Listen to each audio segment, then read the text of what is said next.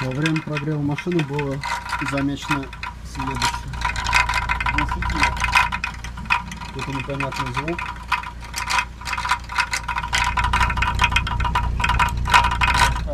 Я предполагаю, это, скорее всего, скопившийся конденсат замерз, а сейчас он в виде льда, камушков каких-нибудь там, давлением воздуха просто трясется внутри. Ну, когда он растает, скорее всего, звук не будет. Из глушителя обильно капает вода.